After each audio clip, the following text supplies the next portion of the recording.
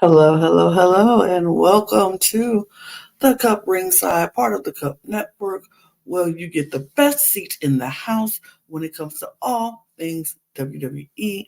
I am your girl Lana, your resident evil diva, and I'm here to give the tea, spill the tea, and drink the tea because you know I love me some deeper. And if you haven't seen enough to do, hit me up. Um, yeah, we are here to talk about SmackDown, June 21st, 2024. A great SmackDown, in my humble opinion. I thought it was a great show, and I can't wait to jump in and talk about it. But first, y'all know what to do. Get your cup merch first and foremost. Get your cup merch. Peer, party over here, party over here. Get your cup merch at lanagcreations.etsy.com. That link will be in the description below. And we do ship internationally and domestically here in the United States, Canada, and Mexico. So there are no excuses. Everybody get your cup merch, period. Subscribe to this channel. If you are a fan of WWE, subscribe to this channel. If you're a fan of wrestling, period, subscribe to this channel.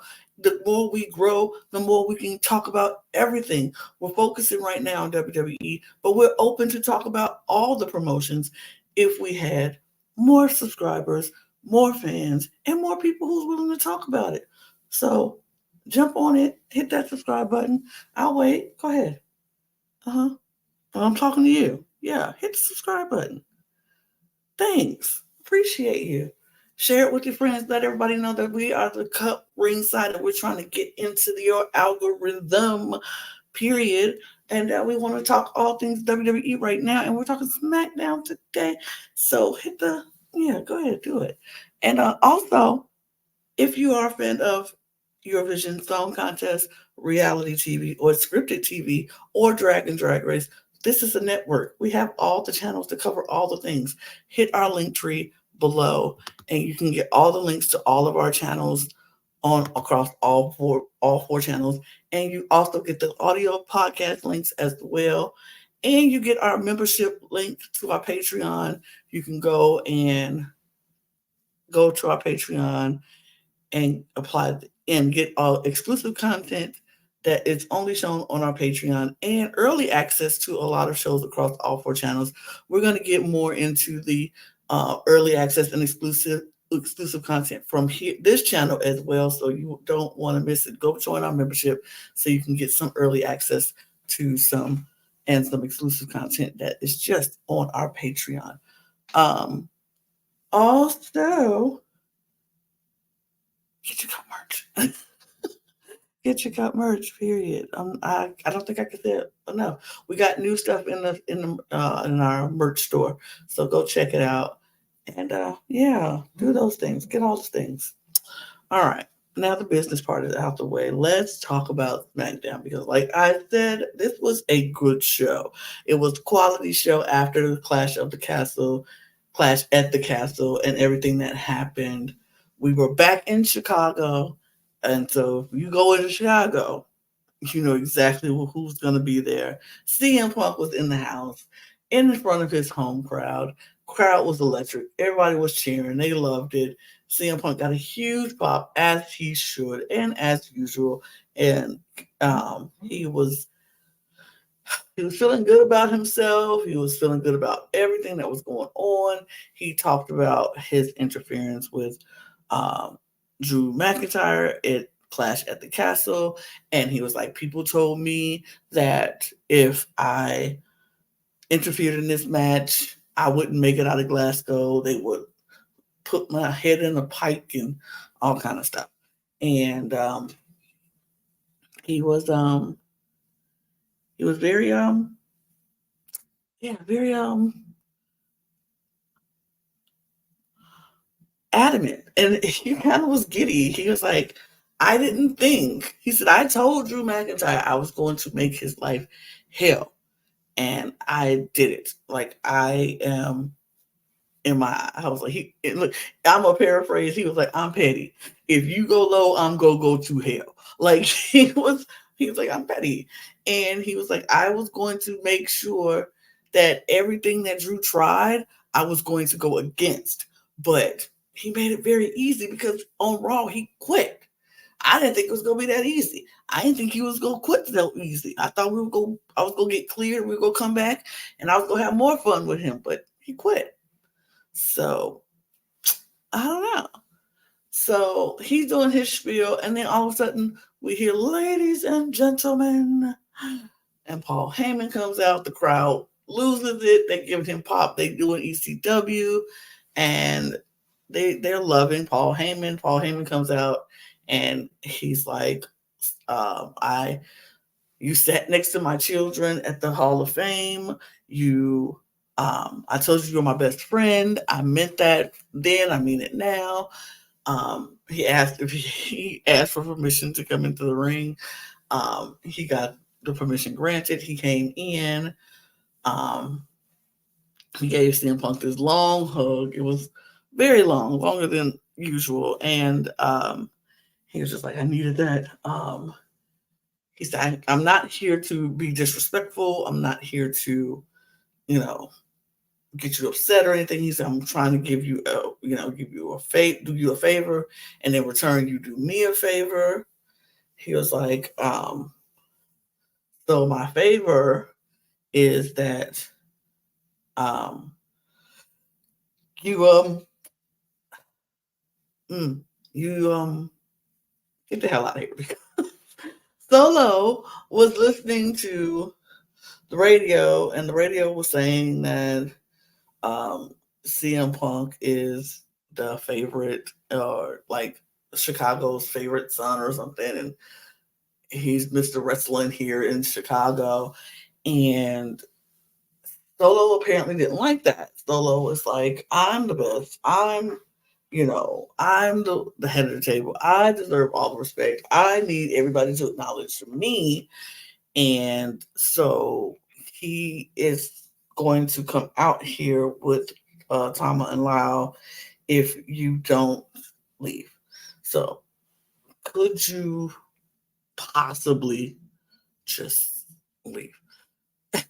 And CM Punk was like, you want me to leave because these people want to come out here and get me and jump me?"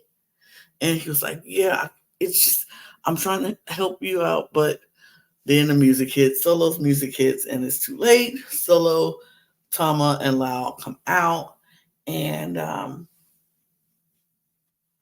CM Punk is being CM Punk. He's like, so Solo told him that in order for him to make it out of here okay, he needed to do either acknowledge him or, you know, what's gonna happen. So CM Punk kind of called him a what's the name he called him? I know he called him a cosplaying tribal chief or head of the table, and the head shrinkers, I think he called them. Oh no, he called them fake Usos. He called them the fake Usos, and the cosplaying head of the table. And so of course they didn't like that. So Solo sent them in to go get him. Wow, that was loud. But anyway, so as soon as they went in to go get him. It was three of them. They were standing staring him down, and then all of a sudden, Cody Rhodes shows up in the ring with two baseball bats.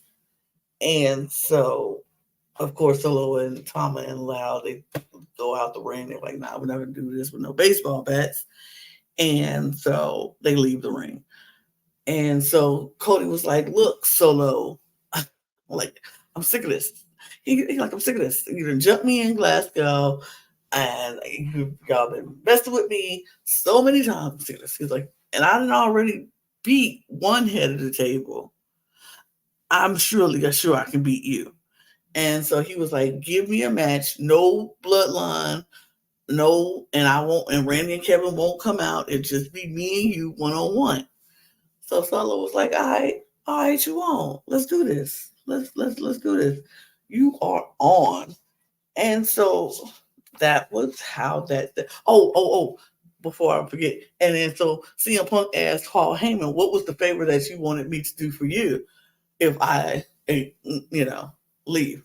And he was like, take me with you. Paul Heyman is playing the heck out of this part. Like, he's playing like he's so super scared of Solo and Tama and Lau. He don't know what they doing. They just want him always to be around, and he's just like, oh, I just want to get out of this. He was like, I am the wise man to the tribal chief, Roman Reigns. I don't want to be like. It's like he didn't want to do that. So Paul Heyman, I will give him his props because he is playing the heck out of this role, and I love it. I love it for him. I love it for the story of the bloodline. I just kind of love it. And so I thought it was a great segment. It was a great segment. The excuse me, it was a good 20-minute segment, I think, but it didn't lag. It didn't. You weren't like, oh, how long is it gonna be? It was a good segment. So the next match, excuse me, was the Money in the Bank qualifier match between Bianca Belair, Michin, and Chelsea Green. Now, on paper, when you see that match, Bianca, Michin, Chelsea Green,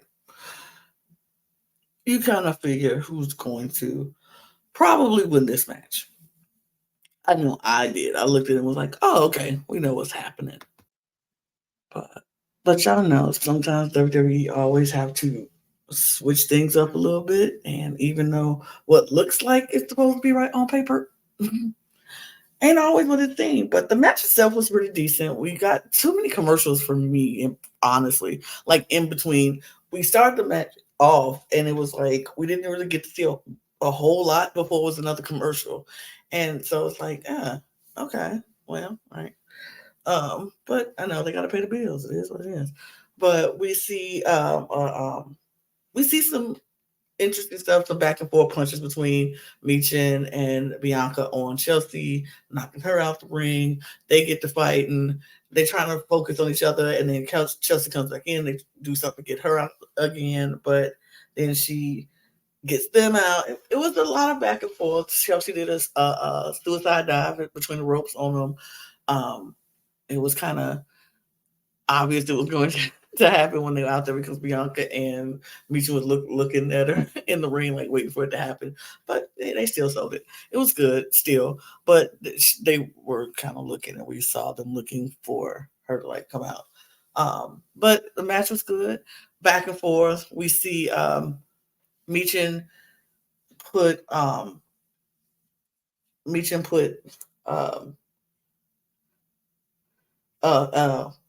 Styles Clash on to Chelsea Green.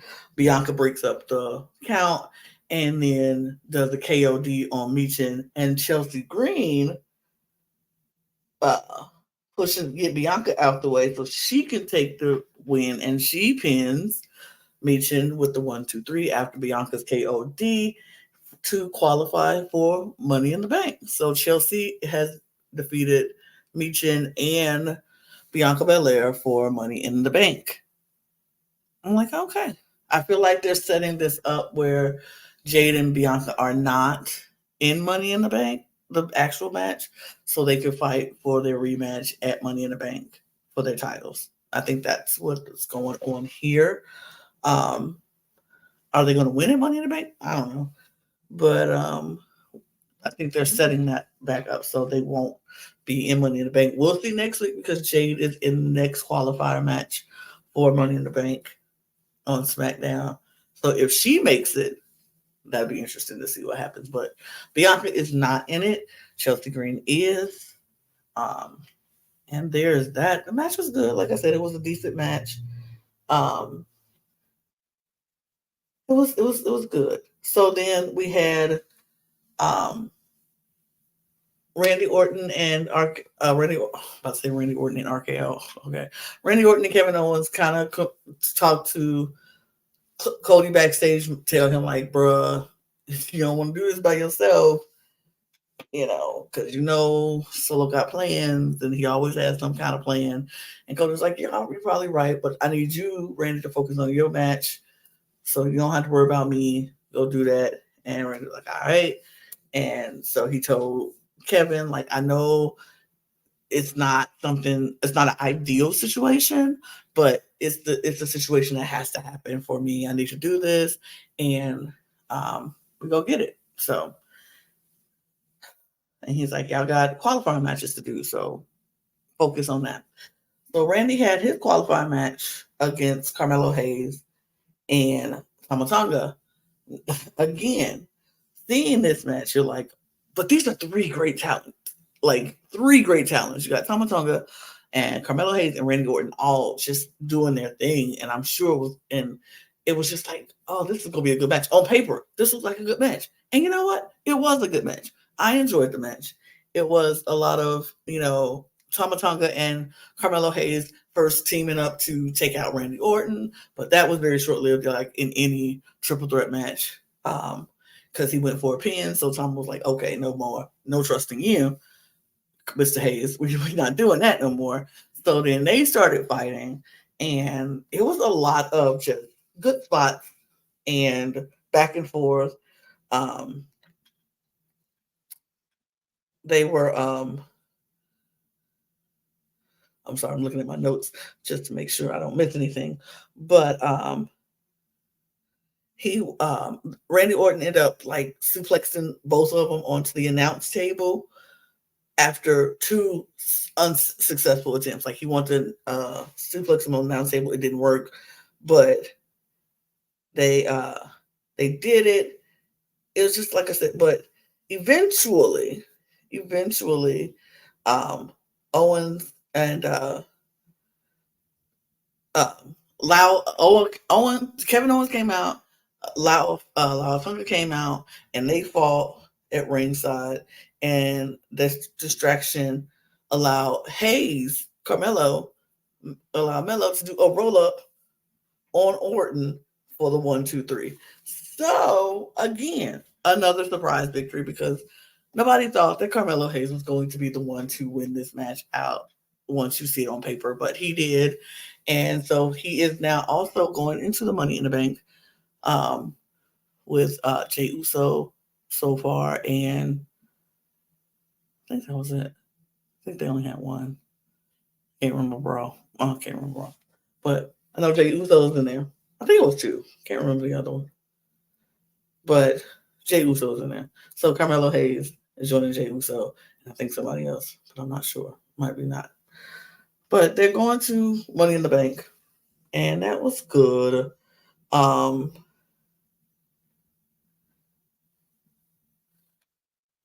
So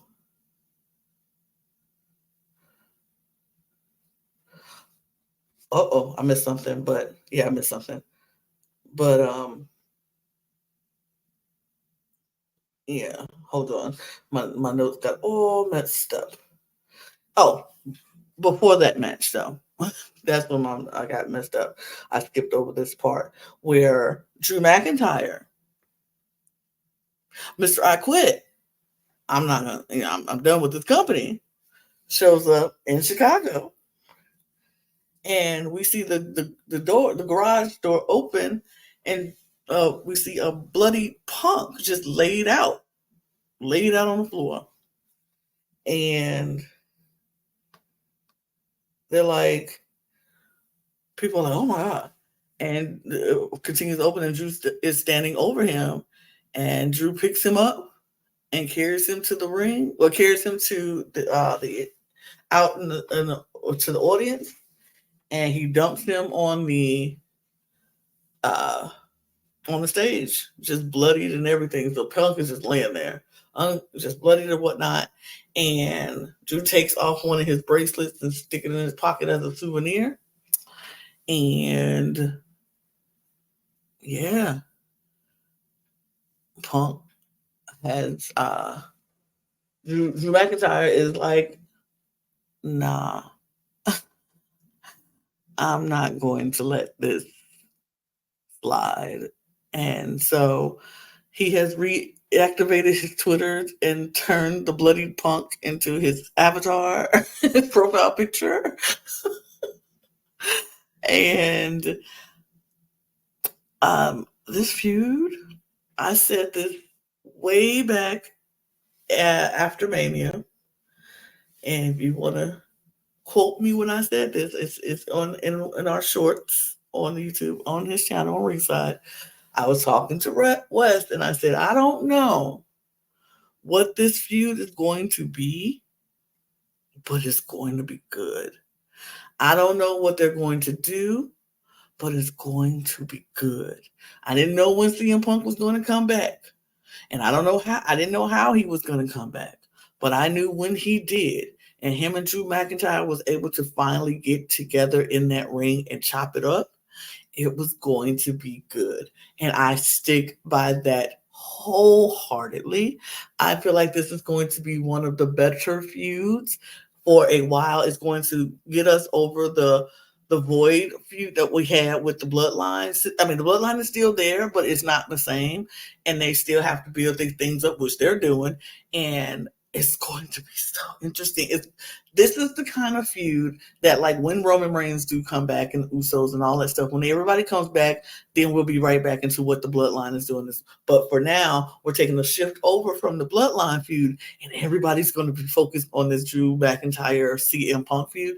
And I can't wait to see it go down. I can't wait to see it happen. I know they're both going to go back and forth, giving tit for tat for each, all this stuff. I can't wait to see how CM Punk retaliates. And it's going to be so good. I cannot wait. I'm excited to see what's going to happen. And I feel like this whole bloodline feud, by the way, is why Randy Orton didn't win that match. And we go into our next Money in the Bank qualifier match. And it's Grayson Waller, Kevin Owens, and Andrade.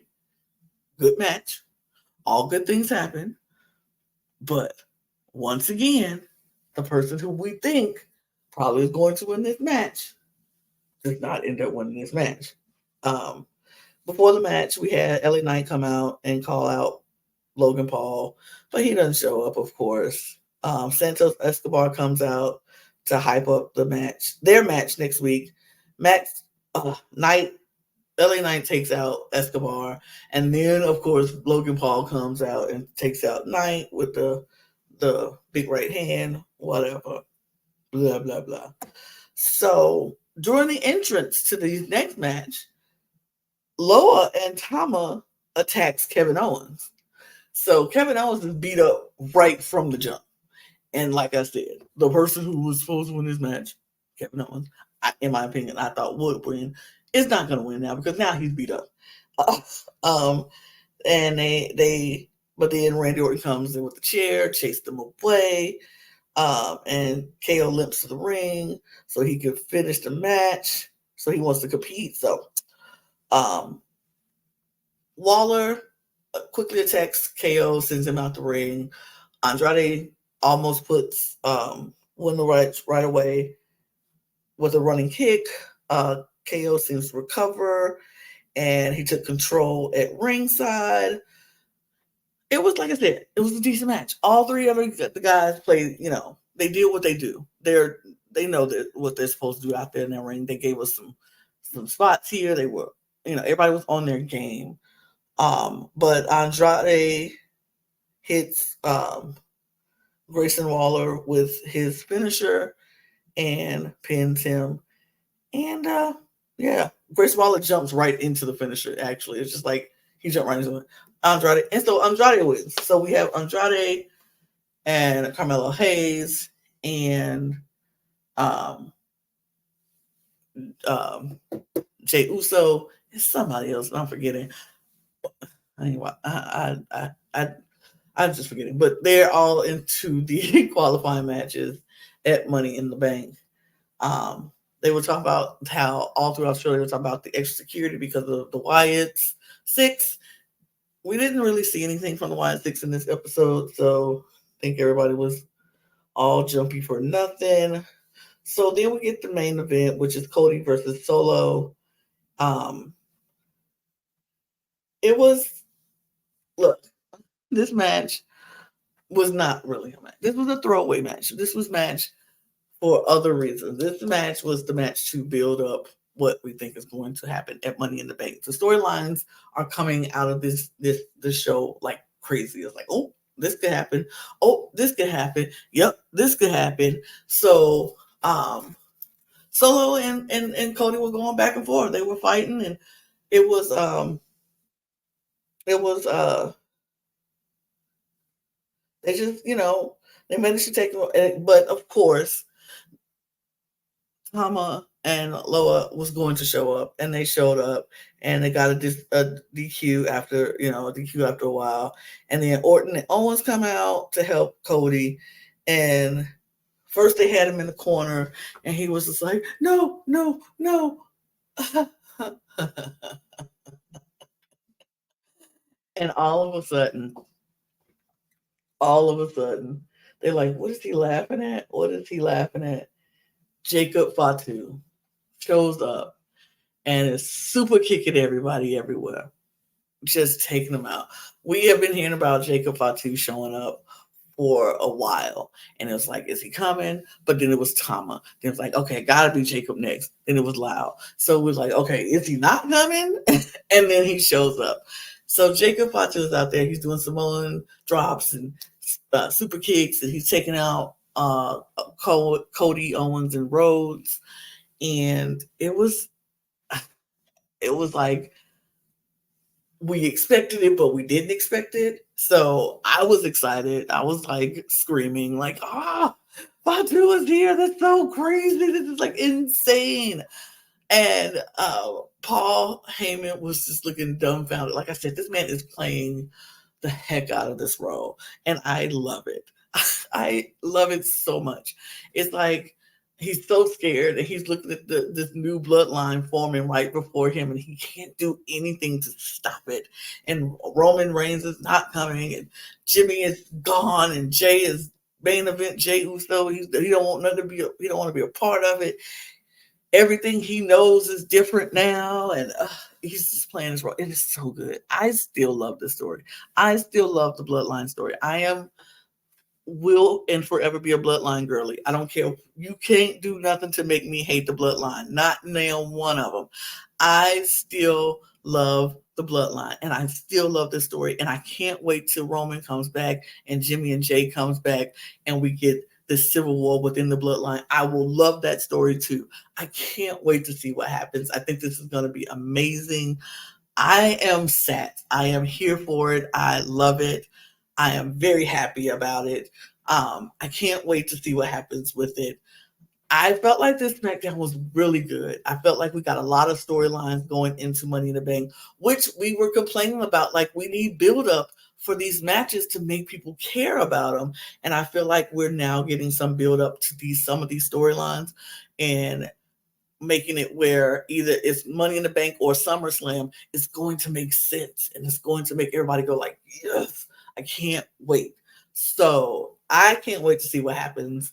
I'm excited to find out who else is going to qualify for Money in the Bank, and see what happens with that. Overall, I thought this was a good show. I thought it was a good show. I was happy with it. I enjoyed it. Y'all tell me what y'all think in the comments below. Let me know if you think the show was good, if you agree with me. If you don't, that's fine. Let me know that too. I am here to hear what you have to say. I'm gonna get out of here because I feel like I have nothing else to say. But I do say check subscribe and follow this channel and all of our other channels on the CUP network. The link will be in the description below. Just click on it and all the links will be there that you can click and subscribe. All of our audio podcast links are also in that link tree, so you can click on there if you want to catch us on the go. You can also follow all of our socials at the CUP Pod on Instagram, Twitter, and TikTok. You can follow me if you'd like on Twitter. That's down there. Instagram is right there. You can also get your CUP merch, period. Go check out the Etsy shop. We got some new merch in there right now. So check that out. And on that note, y'all, I'm going to get out of here because I got nothing else to say. So check us out. We'll be back every week talking SmackDown. You can check out one our Raw Take on Monday. On Tuesday. That drops on Tuesday, our Raw Take. And then on NXT, Who's Next? Who's NXT will drop on Thursday or Wednesday. So check that out as well. So cheers, y'all. Cheers. Cheers.